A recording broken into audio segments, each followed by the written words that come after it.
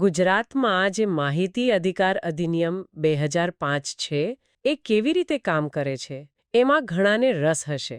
તો આજે આપણે ગુજરાત માહિતી આયોગની જે માર્ગદર્શિકા છે એના પર થોડી ઊંડી વાત કરીશું. ચોક્કસ. આપણો હેતુ એ છે કે આ કાયદાની જે મુખ્ય જોગવાઈઓ છે અને નાગરિક તરીકે એનો ઉપયોગ આપણે કેવી રીતે કરી શકીએ એ સમજીએ. ચલો આને જરા સરળ બનાવીએ. બરાબર.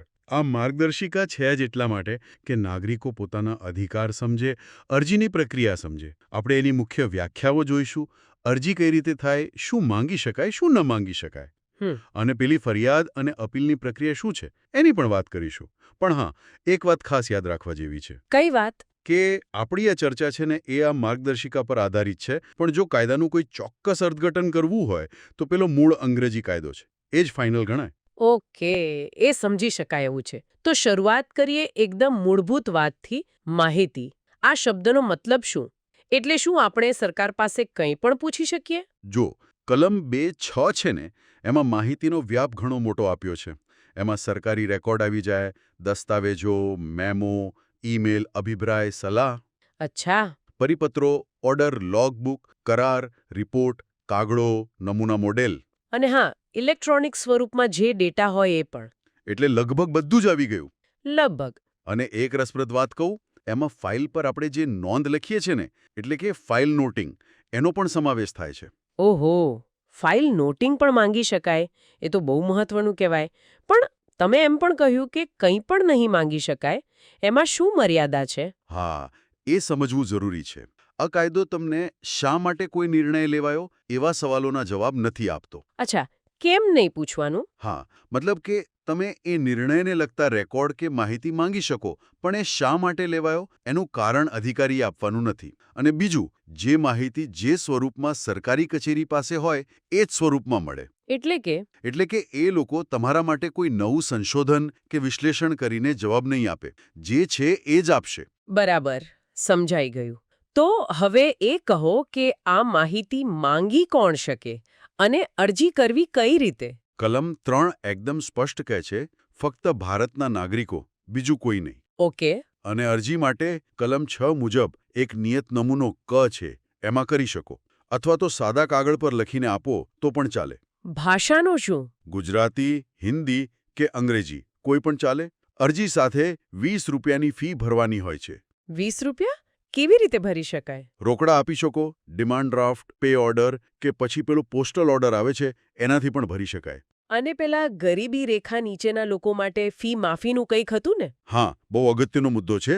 જે લોકો બીપીએલ કેટેગરીમાં આવે એમણે સક્ષમ અધિકારીનું પ્રમાણપત્ર આપવું પડે. જો એ પ્રમાણપત્ર રજૂ કરે તો ફી ભરવાની નહીં. અચ્છા, પેલું રેશન કાર્ડ નહીં? ના, બીપીએલ રેશન કાર્ડ અહીંયા નહીં ચાલે. એનું અલગથી પ્રમાણપત્ર જ જોઈએ. અને હા, અરજીમાં તમારે શા માટે માહિતી જોઈએ છે એ કારણ આપવાની કોઈ જરૂર નથી. એ પણ સારું કહેવાય. કારણ જણાવવાની જરૂર નહીં. બિલકુલ.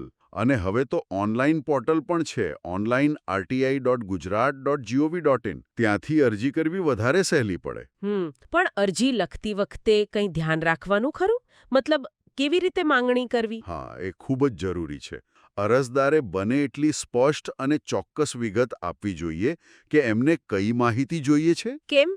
જેથી સરકારી તંત્રનો સમય અને સાધનો બગડે નહીં અને માહિતી પણ ઝડપથી મળે. જો તમે ગોળ અથવા બહુ જ મોટી માંગણી કરો તો પછી મુશ્કેલી થાય. બરાબર છે, સ્પષ્ટતા જરૂરી છે. હવે એ કહો કે એવી કોઈ માહિતી છે જે આપણે માંગી જ ના શકીએ. કાયદામાં કોઈ અપવાદ છે? હા, બિલકુલ છે. કલમ 8, 9 અને 24 આ 3 કલમોમાં એવી માહિતીની વાત છે જે સામાન્ય રીતે જાહેર નથી કરાતી. જેમ કે દેશની સુરક્ષા કે સાર્વભૌમત્વને અસર કરતી હોય એવી માહિતી, કોઈ વ્યૂહાત્મક, વૈજ્ઞાનિક કે આર્થિક હિતને નુકસાન થાય, વિદેશી સરકાર પાસેથી વિશ્વાસમાં મળેલી માહિતી હોય, કોઈના જીવન કે શારીરિક સલામતી સામે જોખમ ઊભું થાય એવી માહિતી હોય, તપાસ ચાલતી હોય એમાં અડચણ બને એવી માહિતી, આ બધું. અને પેલી અંગત માહિતીની વાત શું છે? ધારો કે મારે કોઈ સરકારી કર્મચારી વિશે કંઈક જાણવું હોય તો? હા, એ થોડો સંવેદનશીલ મુદ્દો છે. કલમ 8ના 1 એમ કહે છે કે જે અંગત માહિતી હોય અને એના જાહેર થવાથી કોઈ મોટા જાહેર હિતને ફાયદો ના થતો હોય અથવા તો એનાથી કોઈની પ્રાઇવસીમાં બિનજરૂરી દખલ થતી હોય તો એ સામાન્ય રીતે નથી અપાતી. એટલે કર્મચારીની સર્વિસ બુક કે એવું કંઈ? હા, સુપ્રીમ કોર્ટને પણ કહ્યું છે કે સરકારી કર્મચારીની નોકરીને લગતી અંગત બાબતો, જેમ કે એની સામે કોઈ ફરિયાદ થઈ હોય કે તપાસ ચાલી હોય, તો એની વિગતો જો કોઈ મોટો જાહેર હિત ન હોય તો આપવી જરૂરી નથી. એમાં પેલી ગોપનીયતા અને પારદર્શિતા વચ્ચે બેલેન્સ રાખવાનો પ્રયાસ છે. અને ગુજરાતમાં કોઈ ખાસ વિભાગો છે જેમને મુક્તિ મળી હોય? હા, છે ને. કલમ 24 હેઠળ ગુજરાતમાં સ્ટેટ ઇન્ટેલિજન્સ બ્યુરો છે, એન્ટી કરપ્શન બ્યુરો છે, આવી કેટલીક સંસ્થાઓને મુક્તિ મળેલી છે. પણ જો એ સંસ્થાઓમાં ભ્રષ્ટાચાર કે માનવ અધિકારના હનનનો આરોપ લાગે તો પછી એ માહિતી માગી શકાય છે, એમાં મુક્તિ નહીં. અચ્છા, આ તો મહત્વની સ્પષ્ટતા થઈ. હવે માની લો કે મેં અરજી કરી પણ 30 દિવસ થઈ ગયા, જવાબ જ ના આવ્યો, અથવા જવાબ આવ્યો પણ મને સંતોષ નથી, તો શું કરવાનું? એના માટે કાયદામાં અપીલનો રસ્તો છે. જો 30 દિવસમાં જવાબ ના મળે અથવા જવાબથી સંતોષ ના હોય તો એ તારીખથી 30 દિવસની અંદર તમે પ્રથમ અપીલ કરી શકો. કોને કરવાની એ અપીલ? પ્રથમ અપીલ અધિકારીને. એ સામાન્ય રીતે જે જાહેર માહિતી અધિકારી હોય એનાથી સિનિયર અધિકારી હોય છે. આ કલમ 19(1) હેઠળ થાય. અને જો એમના નિર્ણયથી પણ સંતોષ ના થાય તો પછી ક્યાં જવાનું? તો પછી ત્યાંથી 90 દિવસની અંદર રાજ્ય માહિતી આયોગમાં બીજી અપીલ કરી શકાય. એ કલમ 19(3) હેઠળ. ઓકે, અપીલ સિવાય બીજો કોઈ રસ્તો, ફરિયાદ જેવું કંઈ? હા, કલમ 18 હેઠળ અમુક સંજોગોમાં સીધી આયોગમાં ફરિયાદ પણ થઈ શકે. જેમ કે અધિકારીની નિમણૂક જ ના થઈ હોય અથવા એ અરજી લેવાની ના પાડે, જાણી જોઈને ખોટી માહિતી આપે વગેરે. પણ અહીં એક વાત સમજવા જેવી છે. શું? સુપ્રીમ કોર્ટે સ્પષ્ટ કર્યું છે કે જો તમારો મુખ્ય હેતુ માહિતી મેળવવાનો હોય ને તો અપીલનો રસ્તો એટલે કે કલમ 19 વાળો રસ્તો એ વધુ યોગ્ય છે. કેમ? કારણ કે અપીલમાં આયોગ સીધો માહિતી આપવાનો હુકમ કરી શકે છે, જ્યારે કલમ 18ની ફરિયાદમાં આયોગ દંડ વગેરે લગાવી શકે, પણ માહિતી અપાવવાની સત્તા એના પર થોડી મર્યાદા છે. અચ્છા, આ તો બહુ જ ઉપયોગી વાત કહી. એટલે માહિતી જોઈતી હોય તો અપીલ કરવી વધુ સારું. તો આખી વાતચીત પરથી એમ કહી શકાય કે આ માહિતી અધિકાર કાયદો ખરેખર નાગરિકો માટે એક શક્તિશાળી સાધન છે. હા, બિલકુલ. સરકારી કામકાજમાં શું ચાલી રહ્યું છે એ જાણવા મળે, અને પ્રક્રિયા પણ લાગે છે કે એટલી અઘરી નથી. જો કે શું માંગી શકાય ને શું નહીં એની થોડી સમજ એ જરૂરી છે. એકદમ સાચી વાત. આ કાયદો જાણકારી આપીને લોકોને સશક્ત બનાવે છે, પણ એની મર્યાદાઓ પણ છે જે સમજવી જરૂરી છે.